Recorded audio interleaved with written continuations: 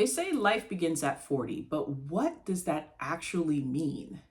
I think I have an idea what that is, and it might have a little something to do with these 10 most important life lessons everyone should learn by the age of 40.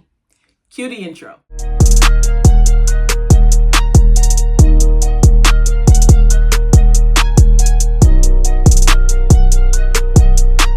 Hey everyone, welcome to Corey's Corner. Of course, I'm Corey, and today we're going to talk about 10 life lessons that everyone should learn by the age of 40.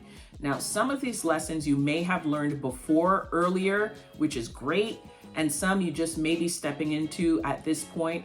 But for most people, by the time they reach 40, they look at life a little bit different. I know that's true for me, so I'm going to share some of the lessons that I've learned and that other people have learned along the way by the time they've reached their 40th birthday. Number one, you start to realize it really isn't that serious. Now, what do I mean by that? I mean that, sometimes material things, titles, even money to a degree isn't as serious as it may have been to you when you were 20 or even when you were a kid. You wanted things and you wanted them right now, and it's so important that I have this thing. By the time that you reach 40, you realize that relationships matter. Material things come and go and they can always be replaced, but the people in your life is what matters. And so you'd start to treasure relationships more and worry about the material things and money less. Number two, forgiveness is the pathway to peace. Now, when you start coming into your 40s, you start to look at life a little bit differently, like I've mentioned. And one of those areas is, what kind of existence do I want to have? Like, what kind of environment do I want to exist in? And for most of us, that is peace. We want to be relaxed. We want to be happy. We want to be fulfilled. And a lot of that comes through forgiveness. How? Well, first of all, we've got to forgive ourselves for some of the poor decisions that we've made, the lack of judgment, the lack of discernment even. We could look back at some things and be like, my God, why did I even do that? Why did I make that decision? Why did I make that poor choice? Well, the choice has been made. The events have passed. That's why it's called the past. So we take this moment to really just forgive ourselves for some of those decisions that we've made. And that really opens the door to forgiving others. And we're not excusing bad behavior from other people. We're not excusing poor judgment from other people. What we're doing is we're allowing ourselves to no longer become prisoner to those memories and to those thoughts and playing that movie reel over and over and over in our head, where we make ourselves feel guilty one more time for what has happened or what has occurred to us. So when we open that door to forgiveness, not just only for ourselves and for others, we actually have the key to our own lock to where we can step out and live a free life. Number three, less is more. Now, this was something that was imparted to me early on. And I didn't quite get it in the beginning, but gradually I started to understand what that meant. And especially as a woman, we go out there into the world, we want to seek attention from certain people. And so we think we've got to do the most. And we come to realize that really we don't have to do all of those things. What's the most important thing here to remember is that being true to yourself, being who you are, is what makes you beautiful. Not the 10 pounds of makeup, not the super revealing outfits that we wear, not the mega giraffe-like lashes that we put on all the time, but just being who you are deep down inside. That's what attracts people to us. And not only does it attract people to us, it also attracts the right type of people to us. And that's ultimately what we want.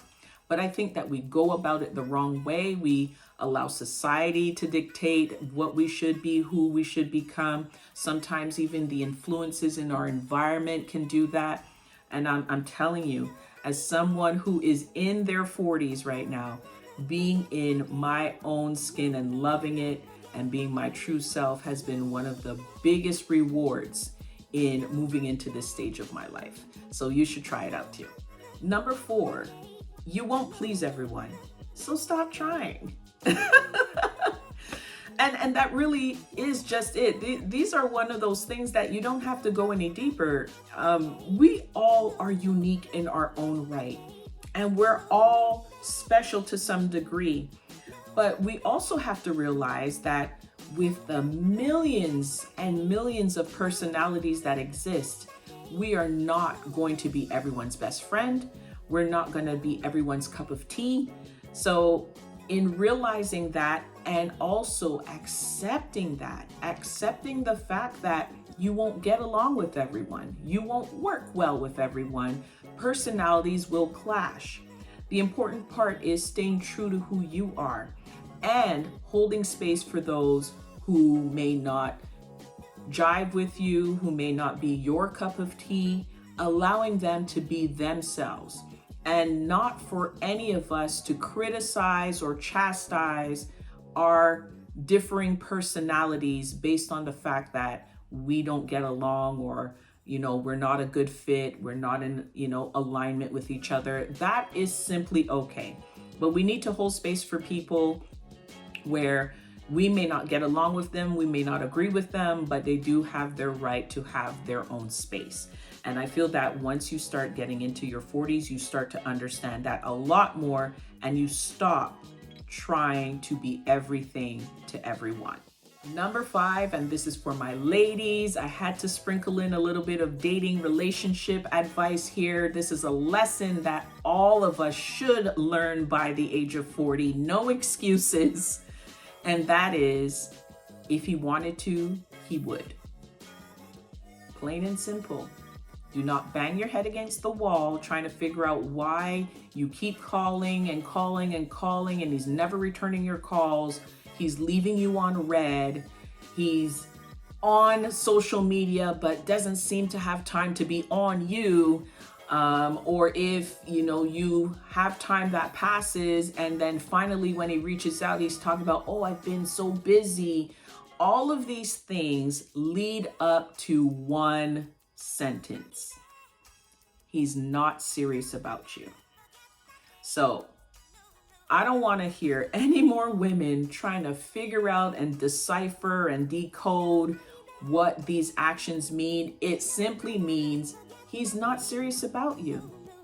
I've had the privilege and the honor of men being super transparent with me and saying just this alone defines the whole thing.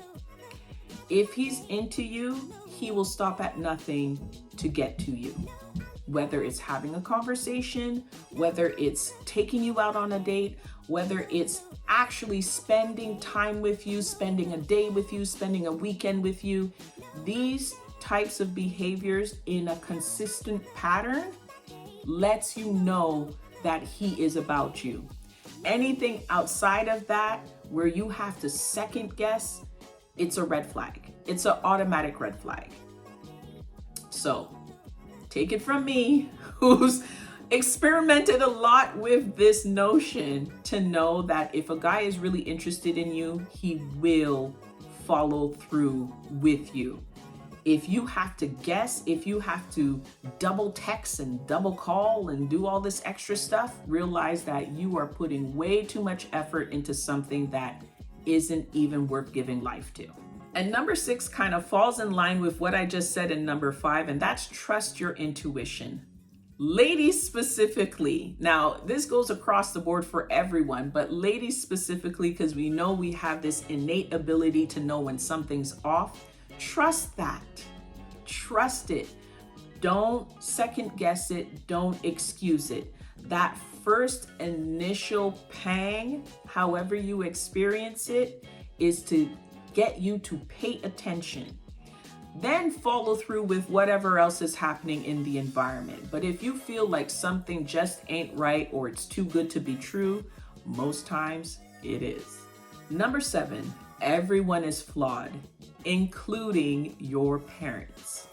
Now, the reason why I said it this way is because when we grow up, we tend to look at our parents as perfect human beings, especially when we're a little kid. We think our parents know everything and they know the right things to do. They have the answers to every conceivable question that comes up in our minds, until we start to grow up and realize, they might not know as much as we think they do. And then we start to grow a little bit older.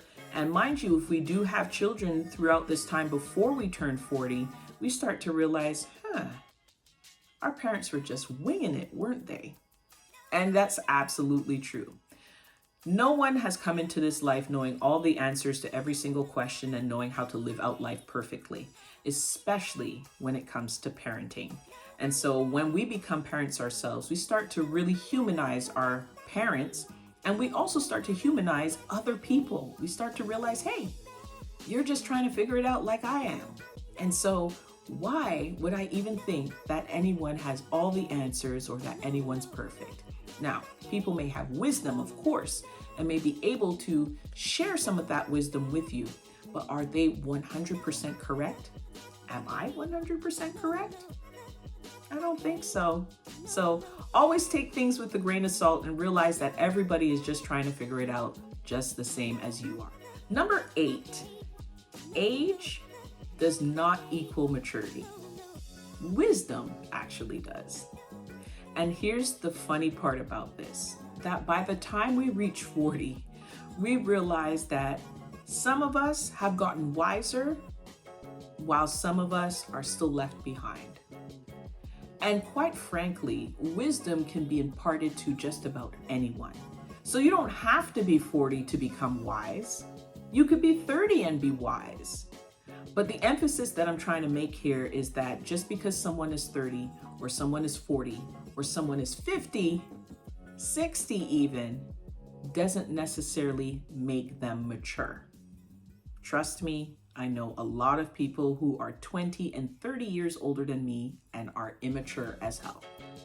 So let's forget about the number that's on our date of birth, right? And how many trips around the sun we've made so far. What have you learned while you were taking that trip around the sun? That's what's important. Number 9, joy comes from within, while happiness occurs because of an event, right?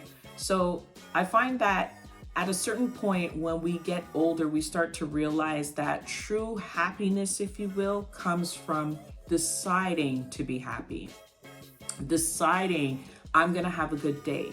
Deciding I'm gonna have a good life. Despite what can be happening, no matter where the wind blows, I'm choosing to be in this frequency because that's where I want to stay. I find that happiness requires things to occur in order to bring that energy out.